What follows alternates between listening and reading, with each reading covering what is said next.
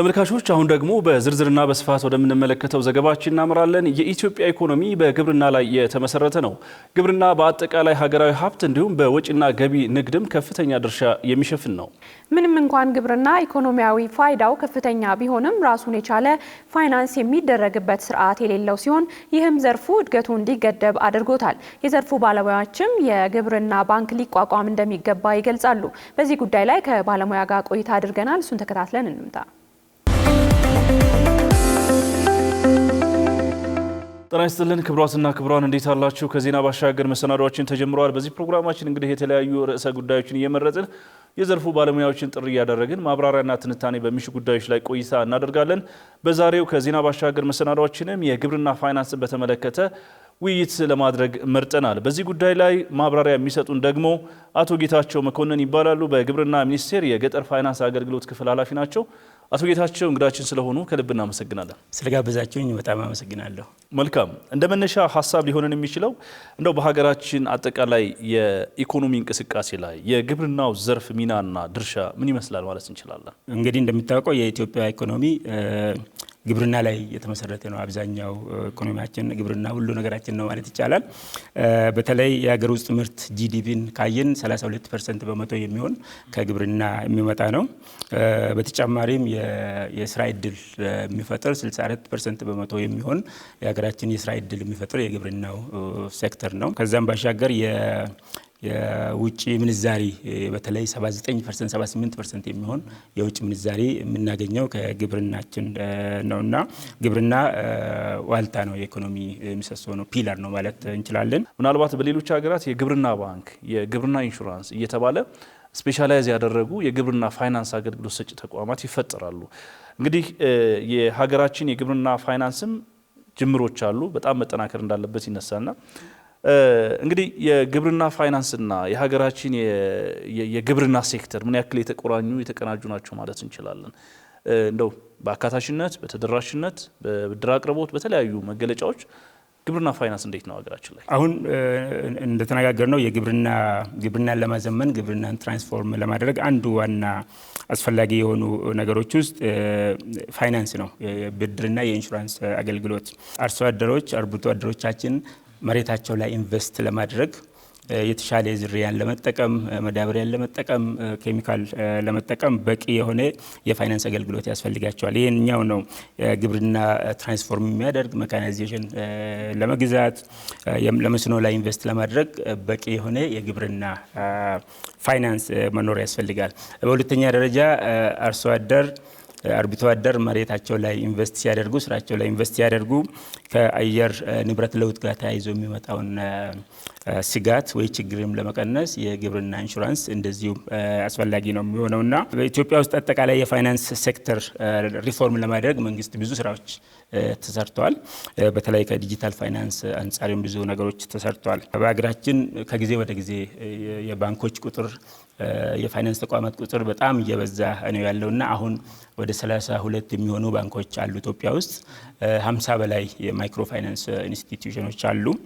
እንደዚሁም 18 ኢንሹራንስ ኩባንያና ወደ 18-20 የሚሆኑ የዲጂታል ፋይናንስ አገልግሎት የሚሰጡ ተቋማት ይገኛሉ። አጠቃላይ ቁጥራቸው ቀላል አይደለም፣ ግን ብዙ ናቸው። ከመቶ በላይ የሚሆኑ ግን ምን ያክል ሴክተሩን ያግዙታል የሚለው ምናልባት ከሱ አንጻር ብዙ መሰራት ያለበት ነገሮች አሉ።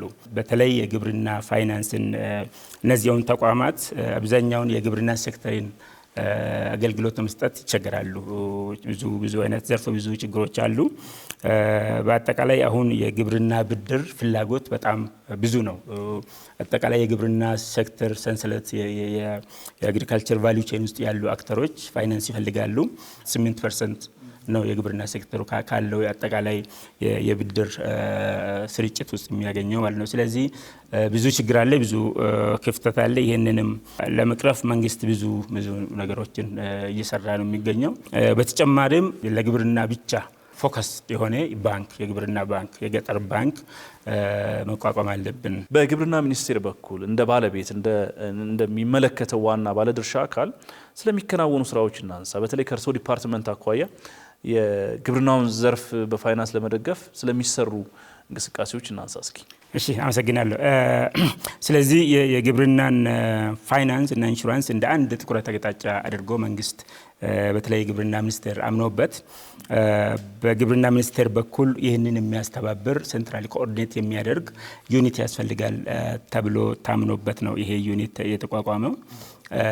ኢንፋክት በአጋር ልማት አጋር ድርጅቶች የቴክኒክና የፋይናንስ እገዛ በተለይ የዩኤንዲፒ እና ጃይካ እገዛ ይህ ዩኒት ተቋቁሟል። ሁለት ዋና ማንዴት አለን። አንደኛው በጣም የተበጣጠሱ ፓይሌት ኢኒሼቲቮች በሙከራ ደረጃ ሲሰሩ የነበሩ የግብርና ጥረቶች ነበሩ። እነዚህን አስተባብሮ ኮኦርዲኔት አድርጎ ከፓይሌት ተሻግሮ ወደ ሀገራዊ ናሽናል ፕሮግራም ተቀይረው ስትራክቸራል የመንግስት አወቃቀርና የመንግስት አደረጃጀት ውስጥ ገብተው አብዛኛው ብዙ አርሶ አደርና አርብቶ አደር በሚጠቅም መልኩ እንዲሰራ የማድረግ ስራ ነው የምንሰራው። ሁለተኛ አስቻይ ሁኔታዎችን ማመቻቸት፣ ለምሳሌ ፖሊሲ፣ ስትራቴጂ፣ የህግ ማዕቀፎች የሉም። እነዚህን ነገሮች ግብአቶችን ማመቻቸት ከተለያዩ የመንግስት አካላት ጋር ከብሔራዊ ባንክ ጋር ከሚኒስትሪ ኦፍ ፋይናንስ ከገንዘብ ሚኒስቴር ጋር ሆነን ከፕራይቬት ሴክተር ጋር ሆነን የሚያስፈልገውን የህግ ማዕቀፍ እንዲኖርና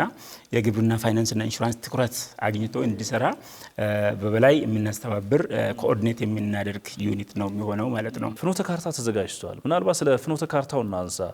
በብዙ መልኩ ብዙዎች ይሁንታ የሰጡት ተስፋ የሚደረግበት ግራንድ የሆነ ፕሮጀክት ይመስለኛልና የተወሰኑ ሀሳቦችን እዚህ ላይ እናንሳ። ጥሩ። ይሄኛው ኢንፋክት እኛ የምንለው የጌም ቼንጂንግ ሶሉሽን ነው የምንለው። የግብርና ፋይናንስን ችግር ለዘላቂነት ከነመሰረቱ ይፈታል ብለን ነው የምናምነው። ዋና ዓላማው የግብርና ፋይናንስን አት ስኬል በጣም ብዙ አርሶ አደሮችን በሚሊዮን የሚቆጠሩ አርሶ አደሮቻችንን እና አርብቶ አደሮቻችንን በሚደርስ መልኩ የተሰራ ስትራቴጂ ነው። ከዚህ በፊት የነበሩት በጣም ጥቂት ሴክተር ብቻ ፎከስ ያደረገ ፓይሌቶች ናቸው። ይሄ ከፓይሌት ባሻገር በስኬል በጣም በብዙ በሚሊዮኖች የሚቆጠሩ አርሶ አደርና አርብቶ አደሮቻችን ጋር በሚደርስ መልኩ ኔሽን ዋይድ የሆነ ፕሮግራም ነው። ግብርናን መሰረት ያደረገ ግብርናን ያተኮረ የስትራቴጂ ነው የተቀረጸው። ናፊር ነው የምንለው። ናፊር ናሽናል አግሪ ፋይናንስ ኢምፕሊሜንቴሽን ሮድማፕ ነው የምንለው። አራት ዋና ነገሮችን ችግሮችን ይፈታል። የግብርና ፋይናንስ በጣም ማነቆ ናቸው፣ ችግር ናቸው ብለን የለየናቸው አራት ዋና ነገሮች አሉ። ፋይናንስ ተቋማት በቂ ካፒታል ኖሯቸው ለግብርና አሎኬት እንዲያደርጉ እሱ ነው አንዱ የመጀመሪያው ችግር ይፈታል ብለን ያሰብነው። ሁለተኛው ስጋት ነው። የክላይሜት ቼንጅ ተጋላጭ ከመሆኑ የተነሳ የፋይናንስ ተቋማት ይፈሩታል ግብርና ፋይናንስ ለማድረግ። ስለዚህ አንዳንዱ በጣም ቱ መች ሪስክ ብለው ይወስዱታል። ስለዚህ ያን ስጋታቸውን የሚቀንስ ስርዓት ይዘረጋል። በሶስተኛ ደረጃ ዋስትና ነው፣ ኮላተራል። ባንኮች የሚጠይቁት ዋስትና ለብድር ማስያዣ የሚሆን ዋስትና አብዛኛው አርብቶ አደሮቻችንና አርሶ አደሮቻችን የሌላቸው ነውና እሱን በሚቀርፍ ሁኔታ ተዘጋጅቷል። በአራተኛ ደረጃ የፋይናንስ ግንዛቤ አርሶ አደሮቻችን ሊትረሲ የፋይናንሻል ሊትረሲ ኢሹ ስላለ እሱን አድሬስ ለማድረግ የተዘጋጀ ነው። ማርኬቱ ላይ ያሉ የፋይናንስ ተቋማት ወደ ግብርና ያደላ አገልግሎት እንዲሰጡ የማስቻል አስቻይ ነገሮችን ማመቻቸት እንደ ሀሳብ ይነሳልና ከዚህ ጋር በተገናኘ ምን መሰራት አለበት ብለው ያስባሉ? እሺ አመሰግናለሁ። ራሱን የቻለ የግብርና ባንክ ማቋቋም እንደ አንድ ኦፕሽን ተቀምጧል ሮድማፑ ላይ። እሱም ረዘም ያለ ስትራቴጂ ተቀርጾ አዋጭነቱ ታይቶ እሱ እንደ አንድ የረጅም ጊዜ እቅድ ታይቶ እሱም ይደረጋል። ከዛ በፊት ግን አሁን ያሉትን ብዙ ባንኮች ስላሉ ብዙ የፋይናንስ ተቋማት ስላለ እነሱን ለግብርና ምቹ የሚሆን አሰራር እንዲዘረጉ ግብርና ሚኒስቴርና ብሔራዊ ባንክ ሌሎችም አካላት የሚሰሩ ብዙ የቤት ስራዎች አሉ። ለምሳሌ የማበረታቻ ኢንሴንቲቭ ሲስተም በገበያ መር በሆነ መልኩ እነዚህ ባንኮች ግብርና ላይ እንዲያተኩሩና አርሶ አደር ማቅረብ የሚችለውን የመሬት ሰርቲፊኬት፣ የላይፍ ስቶክ ሬጂስተሪ ሲስተም፣ የላንድ ሬጂስተሪ ሲስተም የምንላቸው አሉ። በግብርና ሚኒስቴር ያሉ ዳታቤዞች አሉ። እነሱን ባንኮች ተጠቅመው ለብድር አገልግሎት ለመወሰን ለውሳኔ እንዲመቻቸው ሁኔታዎችን እናመቻቻለን ማለት ነው። ስለዚህ ዋና ስራው ስጋታቸውን የሚቀንስና ያላቸውን የኮስት ኢሹዎችን አድሬስ ለማድረግ ብዙ ስራዎች ይሰራሉ። በጣም እናመሰግናለን። ተመልካቾቻችን በዛሬ ኢትዮ ቢዝነስ ፕሮግራማችን ከዜና ባሻገር መሰናዷችንም የኢትዮጵያ የግብርና ፋይናንስን በተመለከተ ሰፋ ያለ ቆይታ አደረግን። በዚህ ፕሮግራማችን እንግዲህ ሰፋ ያለ ማብራሪያና ትንታኔ የሰጡን በግብርና ሚኒስቴር የገጠር ፋይናንስ አገልግሎት ክፍል ኃላፊ የሆኑት አቶ ጌታቸው መኮንን ነበሩ። አቶ ጌታቸው እንግዳችን ስለነበሩ ለሰጡን ሀሳብ ከልብ እናመሰግናለን። እኛም እናመሰግናለን። ታንኪ ዩ። መልካም ተመልካቾች በዛሬ ኢትዮ ቢዝነስ ፕሮግራማችን በአጫጭርና በዝርዝር ወደ እናንተ ያደረስናቸው ዘገባዎቻችን እነዚህን ይመስሉ ነበር። በቀጣይም የተለያዩ የቢዝነስ መረጃዎቻችን ይዘን ወደ እናንተ የምንመለስ ይሆናል። ቃልኪዳን ታደሰና ጥላሁን አያሌው አብረናችሁ ቆየን። ሰላም ቆዩ።